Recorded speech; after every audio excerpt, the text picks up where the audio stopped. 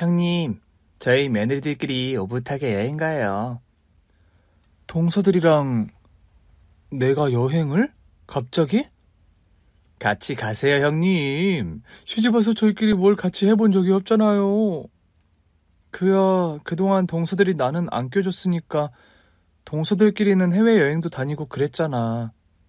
그러니까 이제 형님이랑도 같이 하고 싶다는 거죠. 저희들이 형님한테 잘하기로 했잖아요. 저희도 그동안 저희들이 무심했다는 거 알아요? 그래서 반성하고 화해하고 싶은 마음에 같이 여행을 가면 어떨까 해서요. 맞아요. 이참에 회포도 풀고 속 시원히 대화도 하고 친해져 봐요.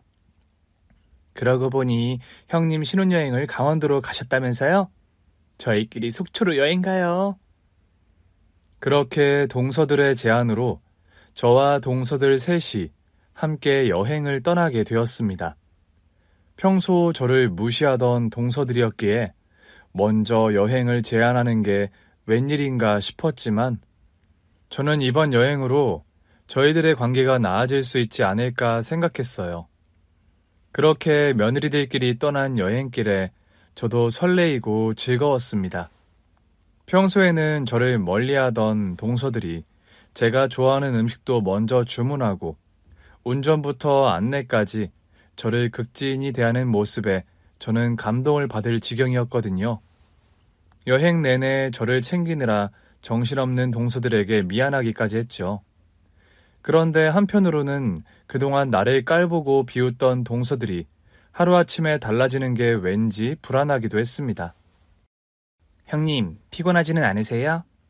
그러게, 오랜만에 돌아다니려니 좀 피곤하기는 하네. 근데 나보다야 동서들이 더 피곤하겠지. 내 대신 운전까지 했는데. 미안해서 어떻게 하지? 저희는 괜찮아요. 저희가 큰형님 모시기로 하고 온 건데 당연히 저희가 다 해야죠. 형님, 피곤하시면 이거 하나 드세요. 피로회복제인데 효과가 좋더라고요. 동서들도 먹지. 이거 하나야? 저희는 아까 먹었어요. 이거 형님 거니까 형님 혼자 드시면 돼요. 웬일로 저를 챙기는 모습이 영 적응되지는 않았지만 이제라도 달라지겠다는 동서들의 말을 믿고 싶었습니다. 하지만 순진하게 동서들의 말을 다 믿기에는 저도 의심스러운 부분이 많았어요. 그동안은 보여주지 않았던 그들의 친절이 너무 가식적이고 숨겨진 의도가 있을 거라 생각했거든요. 아니나 다를까 동서들이 제 앞에서 영어로 대화를 하는데 그 대화가 너무나 수상하게 들렸어요. 평소 동서들이 제가 영어를 못하는 줄 알고 둘이서 대화할 때는 영어로 말하곤 했거든요. 수면제 몰래 잘 탔지? 그럼 곧 잠들 거야. 그래, 그럼 잠들면 시작하자. 수상한 동서들의 대화에 저는 동서들이 건넨 음료를 마시는 척하며 버려버렸습니다. 그리고 얼마 뒤 동서들의 계획대로 잠이 들었죠. 물론 정말 잠든 것은 아니고 잠든 척 한 거였어요. 나를 재우고 무슨 짓을 하려고 이러는지 동서들의 속내를 알고 싶었거든요. 그렇게 제가 차에서 잠드는 것 같자 동서들은 본색을 드러냈습니다. 그리고 잠자는 척하던 제가 실눈을 뜨고 상황을 바라본 순간 저는 기겁할 광경에 차에서 뛰어내릴 수밖에 없었어요. 이런 동서들과 저의 악연을 설명하려면 제가 결혼하던 때로 거슬러 올라가야겠네요. 결혼 인사를 하기 위해 처음으로 시댁을 찾았던 날. 저는 오래되었지만 깨끗하게 잘 관리된 구옥주택을 보며 시부모님의 검소한 성품을 알 수 있었습니다. 거실에 놓여진 오래된 나무 찻상만 봐도 두 분이 돈 때문이 아니라 얼마나 물건을 아끼고 귀하게 쓰시는지 알겠더라고요. 그리고 그런 검소하고 겸허한 성품을 가지신 시부모님께서는 가난한 집 딸인 저를 무시하지도 않고 웃으며 맞아주셨어요. 시어머니는 처음 본 예비 며느리를 따뜻하게 안아주실 만큼 푸근하고 마음이 너른 분이셨고 시아버지는 말수가 적으셨지만 깊은 속정이 느껴지는 분이셨습니다. 행여나 고졸인 제 학벌과 가난한 친정 집안을 보고 결혼 반대를 당할까 걱정했던 제가 바보처럼 느껴질 정도였어요. 그렇게 좋으신 시부모님을 보고 결혼을 결심한 저는 남편과 결혼하며 맏며느리가 되었습니다. 그리고 그런 제게는 몇 년 뒤 2명의 동서가 생기게 되었어요. 처음 시동생들이 결혼을 한다는 소식을 들었을 때는 저도 기쁘고 설레었습니다. 장남과 결혼해서 혼자 며느리였던 탓에 제 밑으로 동서들이 들어오면 재미있게 잘 지낼 수 있을 것 같았거든요. 저도 남동생들만 있고 여자 형제가 없었어서 그런지 같은 또래 여자인 동서들이 생긴다는 게 마치 여동생이 생기는 것처럼 설레었죠. 그러니 저는 동서들에게 당연히 잘해줄 생각뿐이었습니다. 하지만 그런 제 기대와 달리 저는 동서들과 쉽게 친해질 수 없었어요. 몇 달 차이로 나란히 결혼한 두 동서가 사실 서로 친한 사이였더라고요. 두 사람은 서울대 영문학과 선후배로 유별난 학연 때문인지 아주 절친한 사이였습니다. 시어머니에게 듣기로는 먼저 큰 서방님을 만난 큰 동서가 막내 서방님에게 자신의 후배인 막내 동서를 소개시켜 준 것이라고 하더라고요. 그래서 잘 이어진 두 커플이 자주 만나 시간을 보내기도 하고 결국 나란히 한 집안의 며느리가 되었으니 안 그래도 가깝던 사이가 더 좋아질 수밖에 없었을 겁니다. 둘째가 셋째까지 데려와 준 덕분에 내가 아들들 결혼을 한 번에 시키는구나. 큰 동서가 막내 동서를 소개한 거라고요? 그래. 두 사람이 같은 학교 선후배 사이라더구나. 둘 다 서울대 영문학과래. 그런 인재들이 우리 집에 들어온다니 신기하기도 하지. 그러네요. 신기한 인연이에요, 정말. 아, 그렇다고 큰애 네가 모자라다는 건 아니다. 누가 뭐래도 우리 집 든든한 맏며느리는 너 아니냐? 큰애 너도 내 말 뜻 알지? 그럼요. 제가 바보같이 그런 걸로 서운해할까 봐요. 사실 저도 동서들이 둘 다 서울대 출신이라 그래서 너무 기분 좋더라고요. 똑똑한 동서들이 둘이나 생겨서 얼마나 기쁘고 설레는지 몰라요. 그래. 역시 우리 맏며느리는 마음이 깊구나. 그래도 어쨌든 큰애 너보다는 어리고 아직 살림이나 결혼 생활에 미숙할 테니 네가 옆에서 많이 도와주렴. 그 둘이 이미 친하다고 하니 너도 금방 친해질 수 있을 거야. 나도 우리 며느리들이 자매처럼 잘 지냈으면 좋겠구나. 걱정하지 마세요, 어머니. 제가 동서들한테 잘해줄게요. 그래봐야 제가 어머님한테 받은 만큼은 아니겠지만 저도 최선을 다할게요. 동서지간의 사이가 좋은 것이 나무랄 일도 아니고 오히려 좋은 일이겠지만 문제는 두 동서들이 저를 대하는 태도였습니다. 아무래도 동서들이 저를 무시하는 것 같이 느껴졌거든요. 저는 고등학교를 졸업하고 공장이나 작은 회사를 다니는 별 볼 일 없는 평범한 사람인 것에 비해 두 동서들은 무려 서울대 출신에 둘 다 대기업을 다니고 동서들은 부모님이 공무원에 교사에 양쪽 다 노후 걱정은 안 하셔도 될 만한 형편이었습니다. 그래서인지 동서들은 제가 자신들에 비해 많이 떨어진다 생각하는 것 같았어요. 형님, 요즘 뭐 하세요? 나? 나야 그냥 집에서 애들 돌보고 살림하고 그러는 거지 왜? 아, 그렇구나. 아니, 그냥 형님이랑은 통 얘기를 못 나눠봤던 것 같아서요. 형님은 뭘 하시고 사시나 궁금해서 물어봤어요. 나야 뭐 늘 비슷하지. 그러는 큰 동서는 어때? 요즘도 회사 일로 바쁘지? 일이야 늘 비슷하죠. 근데 저는 이번에 회사에서 해외 연수를 다녀오게 됐어요. 어머, 형님 어학연수 가시는구나. 너무 부러워요. 다들 찾아오는 기회가 아닌데 운이 좋았지 뭐. 동서도 좋은 일 있을 거야. 근데 작은 형님은 어학연수 가셔야 할 실력은 아니시잖아요. 워낙 영어를 잘하시는 거 제가 아는데. 아유, 아니야. 나도 대학 졸업하고 영어 잘 쓸 일이 없어지니까 자꾸 까먹게 되더라고. 하긴 원래 언어라는 건 꾸준히 해야 하는 거죠. 그럼 정말 좋으시겠어요. 간만에 외국도 다녀오시고. 그렇지. 그래서 오랜만에 나가서 좀 여유 부리다 들어올까 싶어. 어학연수 차원이니까 일도 별로 없고. 왠지 휴가를 가는 것 같지 뭐야? 정말 너무 부러워요, 형님. 그러고 보니까 큰형님은 해외 나가본 적 있으세요? 나? 나는 비행기 타본 적도 없어. 정말요? 태어나서 한 번도요? 그렇지 뭐. 고등학교 졸업하고 일만 하다가 남편 만나서 결혼했는데 그래서 그간 비행기 타고 어디 다닐 일이 없었지. 그럼 신혼여행은요? 신혼여행도 안 가셨어요? 아, 그때 우리 남편이 일이 바빠서 그냥 가까운 데로 갔었거든. 원래는 제주도라도 다녀올까 그랬는데 왔다 갔다 시간이 아까워서 차 타고 강원도로 갔었어.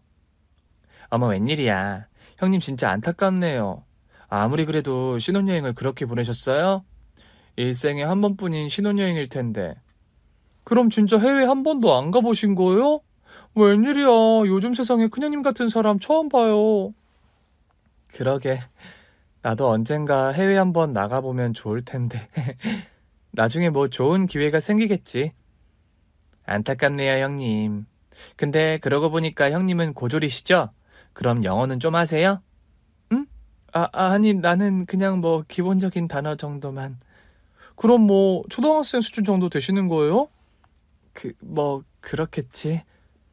평소에는 저한테 관심도 없던 동서들이 어느 날 저한테 그런 걸 묻더라고요. 처음에는 큰 동서가 어학연수를 간다는 걸 자랑하려고 말을 꺼내나 싶었는데 옆에 있던 작은 동서가 같이 말을 거들더니 제게 영어 실력에 대해 묻는 겁니다. 제가 고졸이기는 해도 공부를 못했던 건 아니다 보니 저도 영어 실력이 아주 형편없는 건 아니었어요. 해외여행을 한번 가본 적은 없었지만 그래도 영어를 아주 못 알아들을 정도는 아니었죠. 그렇다고 영문학을 전공한 동서들 앞에서 나설 건 아니었고 서울대 출신 동서들이 그런 걸 묻는 이유야 뻔하다 싶어 저도 그냥 별 말을 하지 않았습니다. 아이, 형님. 그러게 어릴 적에 공부 좀 열심히 하지 그러셨어요.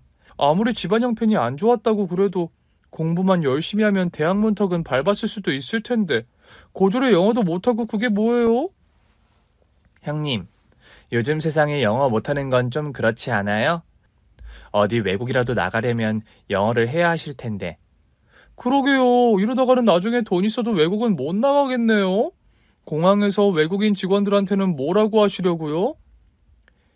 형님, 제가 영어를 잘해서 하는 말이 아니라 진짜 요즘은 영어가 기본이에요. 그러지 말고 형님도 조금씩 공부하시는 게 어때요? 그래야 우리랑도 대화가 좀 통하실 텐데. 이래서는 큰형님이랑은 친해지기가 너무 어렵겠네요. 기막히게도 동서들은 제가 영어를 못한다는 걸 알고 그 후로는 공공연히 자기들끼리 영어로 대화를 나누곤 했습니다. 처음에는 순진하게도 동서들의 말을 믿고 그저 자기들끼리의 습관일 거라 생각했어요. 하지만 동서들이 영어로 하는 대화 내용을 자세히 듣다 보니 전부 제 욕이더라고요. 제가 동서들처럼 영어를 잘하지는 못하지만 그렇다고 저를 욕하고 무시하는 말을 알아듣지 못하는 건 아니었는데도 동서들은 제가 못 알아듣는 줄 아는 듯 했습니다. 그래서 뻔뻔하게도 제 앞에서 대놓고 자기들끼리 영어로 제 욕을 하는 거겠죠. 영 수준이 안 맞아서 못 놀겠네. 고졸인 건 그러려니 해도 어떡해. 아하, 기본적인 영어도 모르다니 진짜 촌스럽네. 그래도 못 알아듣으니까 편하기는 하네. 우리가 지금 이렇게 영어로 말하면 자기 욕하는 것도 모를 거 아니야. 하긴 그렇네요. 초등학생 수준이면 어려운 단어는 모를 텐데 우리끼리만 아는 얘기하니까 너무 편하네요. 솔직히 이 정도는 기본 회화인데 이 정도도 못 알아듣는 거 봐. 저거 봐. 우리가 무슨 말하는지 전혀 모르는 것 같지? 그니까 대체 어떻게 사는 거야? 아무리 고졸이라 그래도 좀 심하네. 이래서 무식한 것들이랑은 상종하면 안 되는 건데 어쩌다 저런 사람이 우리 큰형님이 됐담? 시부모님도 참 생각 없으시지. 집안의 여자를 잘 들여야 한다는 걸 모르나? 무슨 생각으로 고졸의 가난한 집 딸을 며느리로 들였나 모르겠어. 뭐 그 밥에 그 나물인 거겠지. 우리 시댁도 고만고만하잖아. 하긴 그 오래된 시댁집 보면 뻔하지 뭐. 동서들 왜 갑자기 영어로 말해? 나도 좀 알아듣게 말해주지. 무슨 말 하는 거야? 설마 내 얘기하는 건 아니지? 아니요. 그냥 별말 안 했어요. 저희가 형님 얘기할 일이 뭐가 있겠어요. 그러게요. 형님도 참 상상력이 과하시네. 그냥 저랑 동서랑은 영어로 말하는 게 더 편해서 그래요. 이렇게 영어 공부도 하고 그러는 거죠. 저희가 학교 다닐 때도 자주 그랬거든요. 맞아요. 영어는 자꾸 써야 하니까요. 그러게 큰형님도 영어 공부 좀 하시라니까요. 그럼 저희랑 같이 얘기하고 좋을 거 아니에요? 궁금하시면 영어 공부해오세요. 그럼 얘기 좀 해드릴 테니까. 그 뒤로 동서들은 아주 대놓고 저를 무시하기 시작했어요. 하지만 동서들이 무시하는 건 무식한 저 하나뿐이 아니었어요. 감히 좋으신 시부모님까지 욕을 하다니 기가 막혀 화를 내고 싶었지만 이미 동서들의 본색을 알게 된 저는 그냥 아무것도 못 알아듣는 척할 수밖에 없었습니다. 제가 여기서 화를 내봐야 그런 동서들의 속내가 달라질 것 같지도 않았고 다른 것보다 제가 동서들과 싸워서 시부모님이 사실을 알게 되시는 게 싫었거든요. 늘 며느리들에게 잘해주시고 좋으신 시부모님이셨기에 저는 가정의 평화를 위해 동서들을 참고 견딜 수밖에 없었습니다. 하지만 제가 참고 넘긴다고 해서 동서들의 무시가 사라지는 건 아니었죠. 동서들은 그 후로도 가족 모임이 있을 때면 늘 저를 따돌리려는 모습이 보였습니다. 자기들끼리 친해서 짝짝꿍 하는 걸로 모자라서 시댁에서 며느리 도리를 하려고도 하지 않더라고요. 하루는 시댁에서 명절 준비를 하던 중이었어요. 원래 시어머니가 거의 모든 준비를 하시지만 그때는 어머님이 몸이 좋지 않으셔서 어느 때보다 며느리들 몫이 중요했죠. 하지만 동서들은 그런 상황은 신경 쓰지 않고 저에게 일을 떠넘기기 바빴습니다. 제가 상을 차리기 위해 분주하게 움직이는 와중에 동서들은 커피나 마시며 수다를 떨더라고요. 동서들, 지금 바쁜데 같이 좀 하면 안 될까? 어머니도 안 계시는데 우리가 더 열심히 해야지. 아마 형님, 저희는 그런 걸 잘 못하는 거 아시잖아요. 맞아요. 저나 작은 형님이나 설림이는 영 꽝이라서요. 저희는 형님이랑 다르게 전업주부가 아니다 보니 요리는 너무 어렵더라고요. 어차피 저희가 거들어봐야 사고만 칠 텐데. 그러지 말고 그냥 잘하시는 형님이 도맡아 하시는 게 어떠세요? 그쵸. 그래도 일은 잘하는 사람이 하는 게 맞으니까.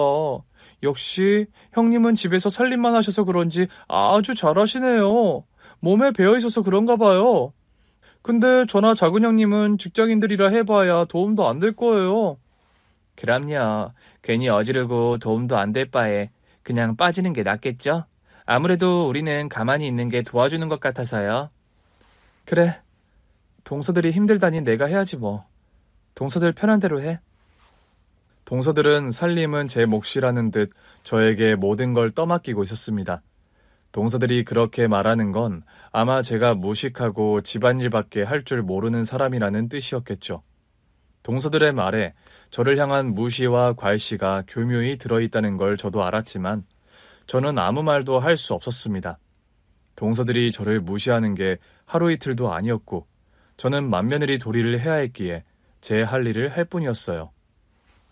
형님 부모님은 뭐 하신다고 하셨죠? 우리 부모님? 아, 우리 집은 그냥 작게 장사하셔. 엄마는 시장에서 반찬 가게 하시고 아버지는 철물점 하시거든. 어머, 두 분 다 고생이 많으시겠네요. 하긴 형님이 결혼하시면서 시댁에 들어와 사신다는 얘기 듣고 친정이 넉넉하지는 않겠다 싶기는 했는데 제 생각보다 더 힘들게 사시네요? 형님이 고생이 많으시겠어요. 그런 집안에서 장녀로 사는 게 어디 쉬운 일이에요? 요즘은 또 시집 간다고 끝이 아니잖아요. 저희 부모님들이야 연금 받고 생활하실 테지만 형님은 친정 부모님의 시부모님까지 챙기느라 등골 휘겠네요. 형님 참 안 됐어요. 아니야. 나는 뭐 집이 여유 있지는 않지만 그래도 두 분이 아직 건강하시고 나랑 동생들이 조금씩 도와드리면 어떻게든 되겠지. 하여간 자식들이 고생이라니까요. 여유가 없으면 욕심이라도 덜 부리셨어야 할 텐데 어쩌자고 자식을 그렇게 낳으셨는지. 형님이 불쌍하네요 정말. 뭐? 아니 나는 별로 그렇게 생각하지는 않는데. 그게 어디 큰형님네 뿐이겠어요? 저희 시부모님도 그렇잖아요. 재산이라고는 살고 있는 그 집밖에 없으신 것 같은데 그런 형편의 아들을 셋이나 낳아서 뭘 어쩌시려고 그러셨는지 저는 가끔 시부모님이 진짜 너무하시다 그런 생각이 들어요. 그게 무슨 소리야? 어머님 아버님이 왜? 막내 동서 말은 시부모님이 가진 것에 비해 너무 욕심이 많으셨었다는 거죠. 솔직히 저도 그렇게 생각해요. 시부모님이 자식들 결혼할 때 뭐 대단한 게 해준 거라도 있으세요? 대학 보내놓고 다 키워놨으니 알아서 하라고 별로 보태주신 것도 없으시잖아요. 요즘 세상에 자식 결혼하는데 그렇게까지 나 몰라라 하는 사람이 어디 있어요? 너무 무책임하신 거지. 제 말이 그 말이에요. 그때 시부모님이 도와주셨으면 학군 좋은 아파트 샀을지도 모르는데 남의 집 전세나 전전하는 게 이게 말이에요? 제 친구들 중에 전세 사는 건 저 하나라고요. 나중에 유산이나 공평하게 나눠주실지 모르겠지만 하긴 나눠줄 재산이나 제대로 있어야 말이지. 그래도 너무 그러지 마, 동서들. 받은 게 없다고 자식돌이를 안 할 수는 없는 거지. 그래도 우리 어머님, 아버님은 잘해주잖아. 관계는 원래 기브 앤 테이크예요. 아, 형님 설마 이런 간단한 것도 못 알아들으시려나? 어휴, 웬 착한 척이래. 그렇게 효부노릇 하고 싶으면 혼자나 잘하라 그러지. 그러게. 그래서 맨날 그렇게 열심히인 모양이네. 하여간 착한 병이라도 걸렸나?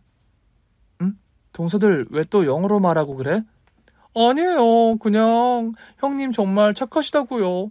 저희도 그런 큰형님을 본받아야 할 텐데 저희가 그릇이 작아서 그러나 그렇게는 잘 안 되네요. 아무튼 형님 진짜 대단하세요. 시부모님은 물건을 소중히 여기고 오래 쓰시는 것처럼 평생을 검소하게 사신 분들이셨습니다. 그리고 무엇보다 허례허식을 싫어하시고 자식들이 독립적으로 사는 걸 바라셨습니다. 그렇다고 자식들 결혼할 때 아무것도 해주지 않으신 건 아니지만 동서들이 기대하는 것만큼은 아니었던 모양입니다. 그래서 동서들은 시댁 도움이 없어서 좋은 아파트에 들어가지 못했다며 늘 불평이었어요. 그래서인지 늘 아끼고 겸손하게 사시는 시부모님을 궁색하다며 비웃곤 했죠. 형님, 이것 좀 보세요. 너무 예쁘죠? 예쁘다. 동서 가방 새로 산 거야? 이번에 보너스 받은 걸로 하나 질렀어요. 어머, 진짜 너무 예뻐요, 형님. 이거 되게 비쌀 텐데 역시 형님은 대단하시네요. 그게 비싼 거야? 나는 그런 걸 잘 몰라서. 아, 형님, 이거 명품이에요. 이 정도는 다 알 텐데. 형님은 이것도 모르세요? 아, 그래? 좋은 거구나. 어쩐지 비싸 보이더라. 그냥 비싼 게 아니라 이건 돈 있어도 사기 힘든 거라고요. 제가 이거 사려고 얼마나 고생했는지 아세요? 어느 날 동서가 시댁 모임 자리에서 새로 산 가방을 자랑한 적이 있었습니다.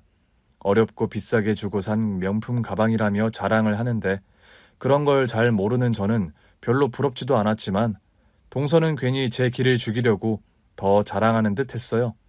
그런데 시어머니가 그런 동서를 보시더니 한 말씀 하시는 겁니다. 뭐하러 그렇게 비싼 걸 사니? 요즘은 명품이라고 다 좋은 것도 아니던데 차라리 실용적인 가방이 낫지 않겠니? 예? 아휴, 어머니, 이건 명품 중에서 그렇게 비싼 것도 아니에요. 어떤 건 중형차 한 대 값인 것도 있는데요. 그래도 이 정도는 제 월급으로 살 수 있으니 사는 거죠. 돈이 있어도 아낄 수 있는 건 아껴야지. 저렴한 가격으로도 예쁘고 좋은 가방들도 많은데 꼭 그렇게 명품을 사야 하니? 지금이야 둘째도 아직 아이가 없으니 그런 거지만 앞으로 아이들 낳아 키우고 하려면 여기저기 돈 드는 데가 많을 텐데 지금부터라도 아껴놓으면 더 좋을 거다. 꼭 명품 가방이나 옷이 아니라도 가치 있게 돈 쓸 곳이 많으니까. 어머님은 너무 검소하세요. 형님 정도 능력이면 명품 한두 개쯤은 사도 괜찮죠. 그리고 요새는 다들 명품백 몇 개씩은 있어요. 그래? 그럼 큰애 너도 저런 게 있니? 아니요. 저는 저런 데 별 관심이 없어서요. 하긴 큰애 너는 돈이 있다고 해도 그런데 돈 쓸 애는 아니지. 내가 너희들이 돈 쓰는 걸로 나무려는 건 아니지만 돈을 쓸 때는 항상 그 가치를 생각하고 사용했으면 좋겠구나. 사람의 품이라는 건 비싼 가방이나 좋은 집에 산다고 나오는 게 아니란다. 아유, 괜히 가방 자랑 한번 했다가 잔소리만 들었네요. 남들 다 그러고 사는데 어머님, 아버님은 너무 심하세요. 저는 동서들의 말 속에서 그들이 시부모님을 무시하고 있다는 걸 알 수 있었습니다. 어머님께서는 명품백을 샀다는 것으로 동서를 나무란 게 아니라 동서들이 좀 더 나은 가치를 추구하기를 바라셨을 겁니다. 그리고 괜히 그런 동서들의 자랑에 기가 눌린 저를 도와주고 싶으셨던 거겠죠. 그런데도 동서들은 철없이 어머님의 말을 잔소리처럼만 생각하고 돈 없는 시댁이라며 비웃으니 시부모님의 깊은 속내를 아는 저로서는 속이 상할 수밖에 없었어요. 절대 동서들에게 무시당할 분들이 아니셨는데 말이죠. 그래도 저는 동서들이 제 앞에서 하는 조롱을 모르는 척 넘기고 시댁을 무시하는 모습을 보며 마음을 다잡았죠. 하지만 마음 한구석에는 언젠가 동서들에게 똑같이 갚아주고 싶다는 마음도 있었습니다. 그러나 얼마 뒤 저는 그런 동서들을 신경 쓸 겨를도 없어지고 말았어요. 점점 기력이 약해지시던 시어머니가 그만 결국 병원 신세를 지게 되셨거든요. 처음에는 단순한 몸살인 줄 알았지만 어느 날부터 식사도 제대로 하지 못하시는 모습에 제가 시어머니를 직접 병원으로 모시고 갔습니다. 아무래도 노환으로 인한 만성 염증 질환인 것 같습니다. 전반적으로 염증 수치가 너무 높아서 자칫하면 위험한 상황이네요. 예? 그럼 저희 어머니 잘못되실 수도 있는 거예요? 안 돼요, 선생님. 제발 저희 어머니 고쳐주세요. 당장 잘못되시는 건 아니지만 그렇다고 가볍게 볼 수는 없어요. 노환 때문에 몸이 약해지신 거라서요. 그럼 어떻게 해야죠? 뭐든 할 테니까 알려주세요. 이런 건 완치가 된다기보다는 관리를 잘 해주셔야 하는데 이게 집에서 관리하기가 힘드니 보통은 입원 치료를 받으시죠. 근데 되려 입원 치료를 받으시다가 안 좋아지시는 분들도 계시기는 합니다. 아무래도 병원이 환자들에게 편안한 환경은 아니니까요. 하지만 자녀분들도 다들 바쁘실 테고 옆에서 적극적으로 케어하기 힘드실 테니 입원을 권해드립니다. 다행히 당장 죽을 고비를 넘겨야 하는 큰 병은 아니었지만 노환으로 인한 만성 질환으로 각별한 주의가 필요한 상황이었습니다. 지속적으로 상태를 살피고 간병이 필요한 상황이라서 의사 선생님은 입원 치료를 권하셨지만 저는 어머니를 병원에 두고 올 수가 없었어요. 건강하던 사람들도 갑갑한 병원 생활에 오히려 더 병을 얻기도 한다던데 가뜩이나 심약한 시어머니를 그 좁은 병실에 가둘 수가 없었습니다. 아버님도 같은 생각이신지 집에서 어머님을 모시고 싶어 하셨고 제가 자연스럽게 시어머니의 간병을 책임지게 되었습니다. 아버님, 걱정하지 마세요. 어머님은 제가 돌볼게요. 정말 괜찮겠니? 네가 먼저 그렇게 말해주니 고맙기는 하지만 그러면 큰애 네가 힘들 텐데. 힘든 것 정도야 참아야죠. 그렇다고 아프신 어머님을 이대로 요양병원에 모실 수는 없잖아요. 요즘 요양병원 상황이 열악하다고 말도 많던데요. 어머니를 남한테 맡겼다가는 제가 불안해서 안 될 것 같아서요. 나도 그렇긴 하다만 그래도 너한테는 미안하구나. 애들 챙기랴 살리 말이야 정신도 없을 텐데. 아닙니다, 아버님. 저만 믿고 맡겨주세요. 자식으로서 시부모님을 챙기는 게 당연한 일이라 생각했던 저는 길게 고민할 것도 없이 시어머니의 간병을 자처했습니다. 하지만 동서들은 저와 같은 생각이 아닌지 어떻게든 어머니를 병원에 보내고 싶어 하더라고요. 그때는 직장인이었던 동서들이 임신을 하고 퇴사를 하면서 다들 저처럼 가정주부가 된 상태였거든요. 그래서인지 동서들은 이러다 괜히 자신들이 시어머니를 모셔야 할까봐 불안한 듯 했습니다. 회사를 다니는 입장이면 회사 핑계라도 댈 수 있을 텐데 이제는 그럴듯한 핑계거리가 없어졌으니까요. 어머니, 아무리 그래도 집보다는 병원이 낫지 않으시겠어요? 맞아요, 어머니. 몸 상태도 정상이 아니신데 집보다는 의사가 있는 병원이 낫죠. 이러다가 어머니 갑자기 안 좋아지기라도 하면 어떻게 해요? 의사도 알 수만 있다면 병원보다는 집이 낫다고 하지 않니? 그러니 집에 있을 거다. 아니, 그래도 병원으로 가시는 게 좋을 텐데. 맞아요, 아버님. 요즘에는 병원이 잘 되어 있어서 괜찮다고 하더라고요. 그래도 병원보다는 가족이 있는 곳이 낫지. 너희 큰형님도 그러겠다고 했으니 더 말하지 말아라. 그렇다고 너무 큰애한테만 맡기지 말고 너희들도 시간 날 때 한 번씩 들리고 해라. 큰애가 저러고 고생을 자처한다니 고마운 일이지만 어떻게 큰애 혼자 간병을 도맡겠니? 물론 나도 적극적으로 돕겠지만 이런 힘든 상황일수록 온 가족이 힘을 합쳐야 하지 않겠어? 다들 내 말 알겠지? 예. 하지만 동서들은 한 번도 제대로 시어머니를 챙긴 적이 없었습니다. 어쩌다 제가 중요한 일로 자리를 비워야 할 때도 동서들은 잠시 한두 시간만 어머님을 봐달라는 제 부탁을 들어준 적이 없었어요. 애초에 시댁을 무시하는 동서들이 대단히 도움이 될 거라 생각하지는 않았지만 아무리 그래도 시부모님인데 그 정도 도리도 하지 않는다는 게 기막히더라고요. 결국 저는 혼자 아등바등하며 시어머니를 돌볼 수밖에 없었습니다. 하루 종일 옆에서 어머님의 약과 식사를 챙겨드리고 혼자 거동하기 힘들어하시는 어머님의 손과 발이 되어드렸죠. 밤낮 없이 시어머니를 돌보며 버텼던 저는 한밤에도 깊이 잠들 수 없었습니다. 자다가 기침 소리가 들리면 곧바로 일어나 물을 건네드리고 어머니가 화장실에 가고 싶어 하시면 도와드려야 했기에 밤중에도 저는 신경을 곤두세울 수밖에 없었어요. 그리고 누워만 계시느라 여기저기 아프신 어머니를 위해 열심히 마사지도 해드렸죠. 그러자 한 번은 시어머니가 새벽에 힘겹게 저를 부르시며 얘기하시더라고요. 아가 미안하다. 어머니 무슨 말씀이세요? 그런 말씀은 하지 마세요. 늙어서 건강해야 자식들한테 폐가 아니라 그랬는데 내가 괜히 너희들한테 짐을 지웠구나. 아니에요 어머니. 당연히 제가 해야 할 일인데요. 그런 말씀 마시고 얼른 건강해지세요. 너 아니었으면 내가 어떻게 됐을지 정말 큰애 너한테 너무 고맙구나.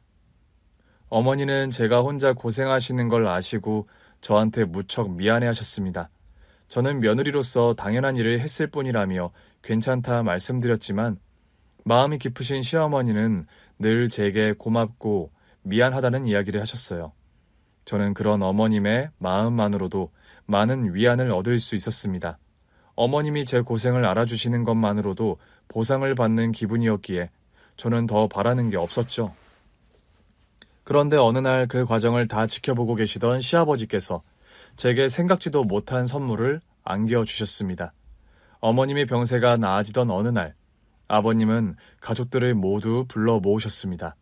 저는 그냥 어머님이 상태가 좋아지셔서 다 같이 식사나 하자고 부르신 줄 알았는데 그게 다가 아니었는지 식사가 끝난 후에 아버님이 가족들을 붙잡아 두시더라고요. 그렇게 삼형제와 세 며느리들은 거실 탁자 앞에 모여 앉게 되었습니다.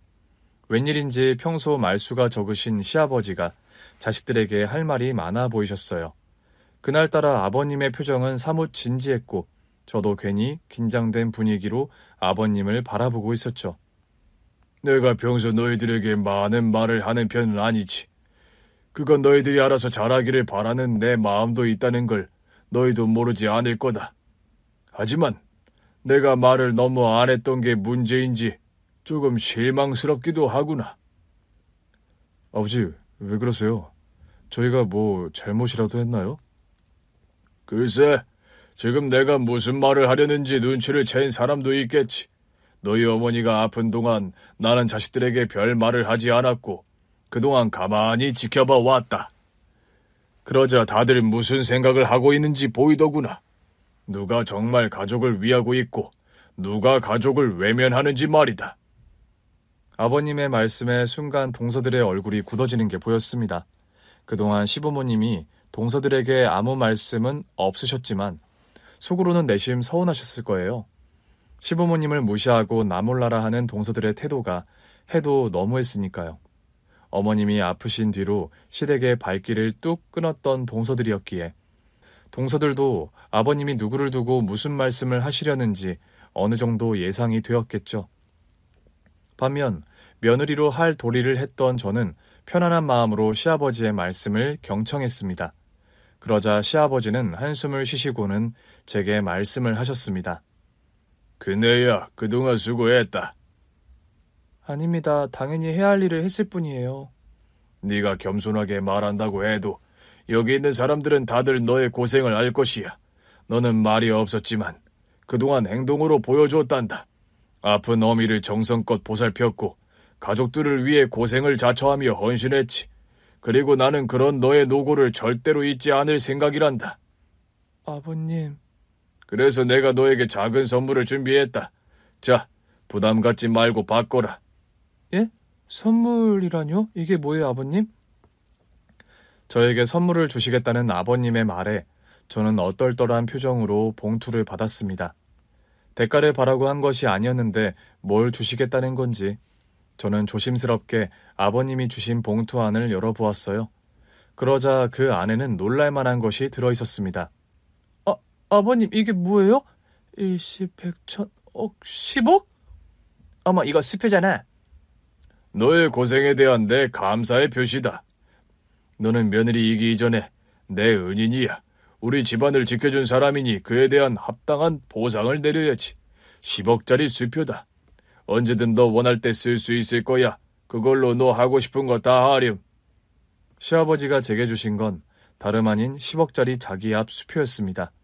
아버님이 무슨 돈이 있다고 이 큰 금액의 수표를 내어주신 건지 저는 당황스러울 뿐이었어요. 아니, 아버님이 무슨 돈이 있으시다고 설마 이 집 내놓기라도 하신 건 아니시죠? 으허이, 그동안 내가 너희들 앞에 너무 검소한 모습만 보였나 보다. 너희들이 걱정하는 것과 달리 나도 그럴 만한 능력이 있단다. 너희 시아버지 알부자야. 이래봬도 가진 땅이랑 건물이 얼마인지 아니? 그거 다 처분하면 수백억도 될 거다. 그래, 아마 당장 헐값에 팔아도 그 정도는 되겠지. 너희들이 괜히 헛바람이 들까봐 나중에 말하려고 그랬는데 이제 말할 때가 됐다 싶구나. 알고 보니 시부모님은 수백억 상당의 땅을 가지고 계신 알부자이셨습니다. 두 분이 가진 것 없이 살던 신혼시절부터 오래전부터 부동산 투자에 관심을 가지시면서 재산을 열심히 불리셨다고 하시더라고요. 하지만 그 돈을 허투루 쓰지 않으시고 여태 낡은 집과 오래된 살림살이들을 아끼시며 검소하게 사셨던 거죠. 그런 분이 제 고생을 위해 10억 수표를 내어주셨다니 저는 물론이고 그동안 시부모님을 가난뱅이라 생각했던 동서들까지 깜짝 놀란 표정이었어요. 아버님, 이건 너무 불공평해요. 저희는 며느리도 아닌가요? 형님한테만 주시는 거예요? 그럼 저희는요? 글쎄, 너희들은 시어머니 간병을 하는 걸 본 적이 없는데 그런데도 너희들이 돈을 받을 자격이 있다고 생각하는 거냐? 그럼 저희는 아무것도 못 받는 건가요? 그래도 저희도 같은 며느리인데 이건 아니죠. 그래, 그래도 너희들도 내 며느리인데 내가 너무 그네만 챙기면 섭섭할 테지. 하지만 그네가 그동안 너희들 목만큼 대신 고생한 게 있으니 내가 그네 앞에서 너희를 챙기는 건 말이 안 될 것 같구나. 그래서 말이니 둘째와 셋째, 너희에게 돌아갈 몫은 내가 그네한테 맡기마. 동서들이 차별이라며 시아버지에게 따지고 들자 아버님이 잠시 뒤 품에서 1억짜리 수표 2장을 꺼내 보여주셨습니다. 자, 이것은 각각 둘째와 셋째의 몫이다. 하지만 이걸 받을 자격이 있는지는 네 큰형님이 판단할 거야. 그네가 너희를 용서하고 받아줄 마음이 있다면 너희도 몫을 받을 수 있겠지. 하지만 그네 마음이 그렇지 않다면 빈손으로 만족해야 할 거다. 결정은 그네가 알아서 하거라. 시아버지도 그동안 제가 동서들에게 무시당하고 있던 걸 알고 계셨던 건지 제가 동서들의 처분을 결정할 권리를 내어주셨습니다.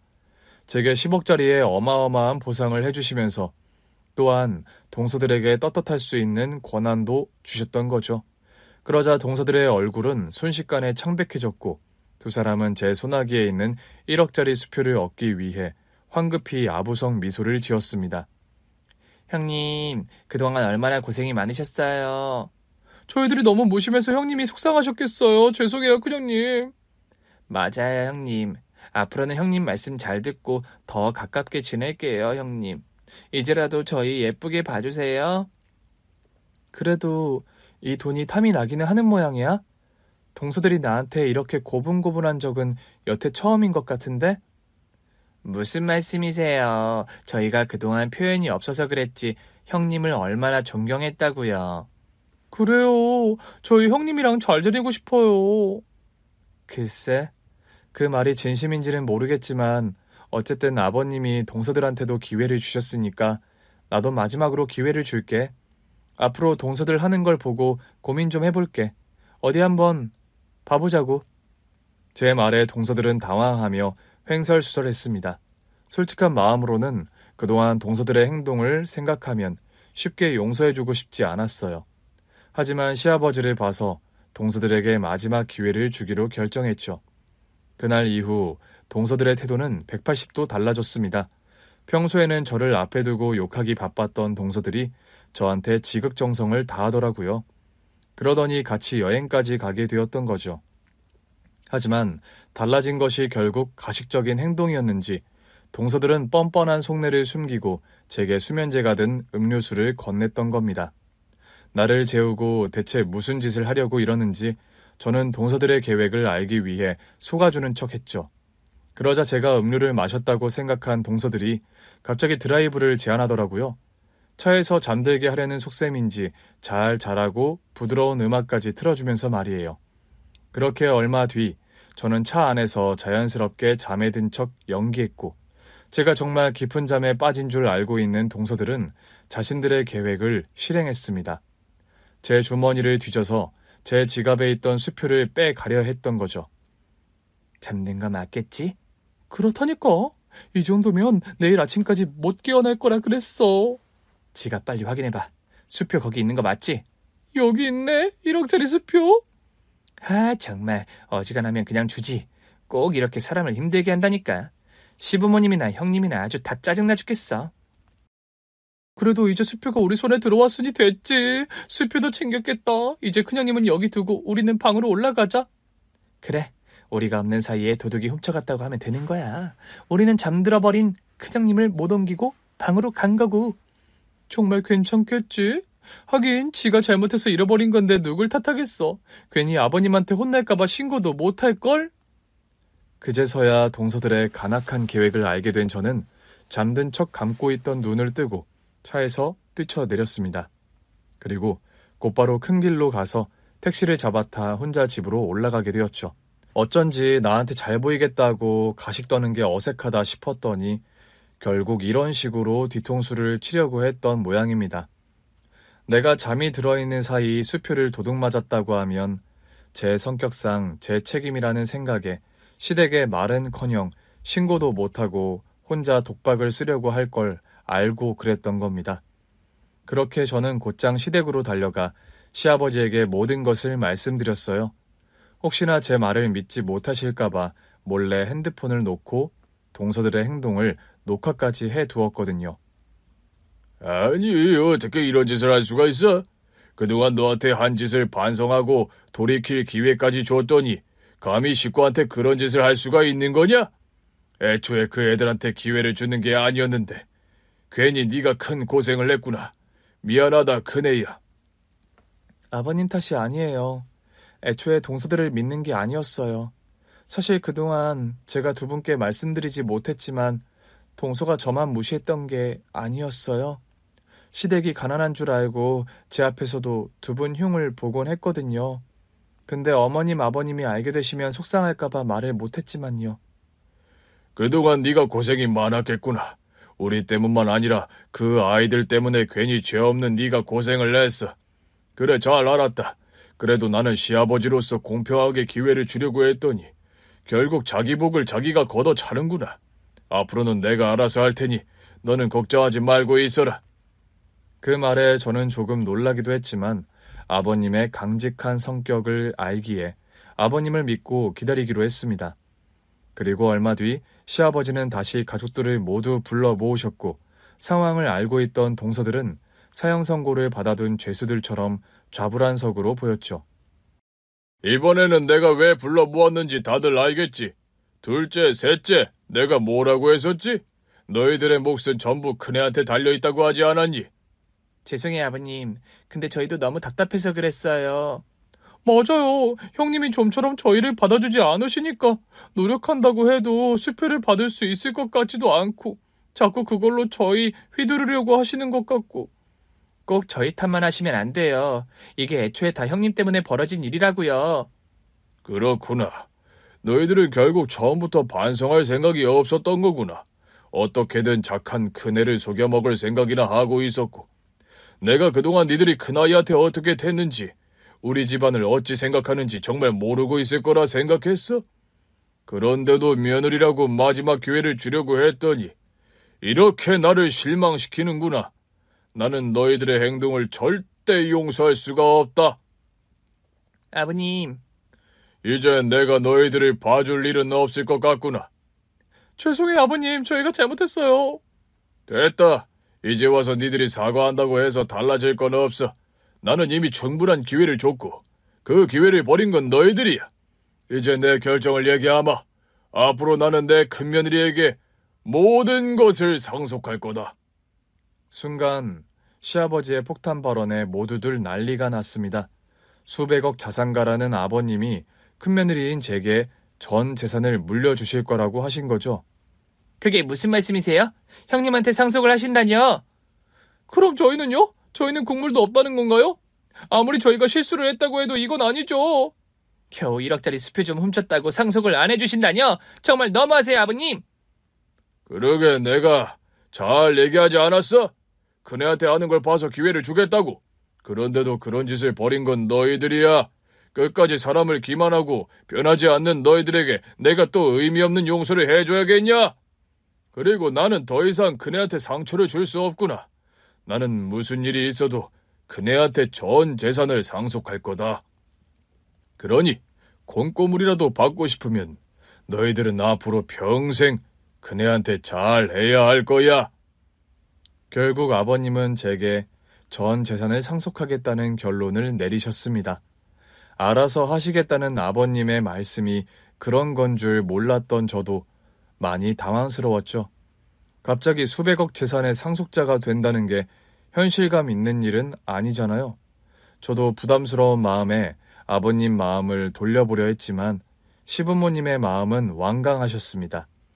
결국 얼마 뒤 시부모님은 변호사까지 끼고 직접 공증을 받으셨고 저는 하루아침에 수백억의 재산을 가진 백만장자가 되었습니다. 그러자 동서들은 정말로 제 앞에서 꼼짝하지 못하고 영원히 제 수족이 되기를 자처했습니다. 형님 그냥 드세요. 제가 할게요. 형님 힘드시죠? 제가 안마해드릴게요. 형님 이거 저번에 좋아 보인다고 하셨죠? 제가 특별히 공수해왔어요. 받으세요. 형님 주말에 시간 괜찮으시면 같이 쇼핑 가실래요? 제가 운전해서 모실게요. 그날 이후로 동서들은 더 이상 저를 호락호락하게 보지 않았습니다. 1억짜리 수표를 탐내서 가식을 떨던 그때와 달리 이번에는 정말로 저를 어려워하며 제게 아부를 하느라 정신이 없었어요. 제가 시아버지의 유산을 모두 받게 되었으니 저한테서 한 푼이라도 얻어내고 싶어서 안달들이었던 거죠. 과거에 저를 무시하던 동서들이 이제는 제 손짓 하나에 반응하며 설설 기네요.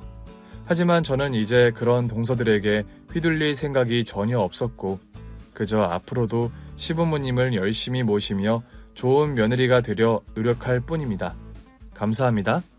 오늘 준비한 사연은 여기까지입니다. 재미있게 들으셨다면 구독과 좋아요, 알림 설정까지 눌러주세요. 그럼 저는 다음 사연으로 찾아뵐게요. 오늘도 건강하고 행복하세요.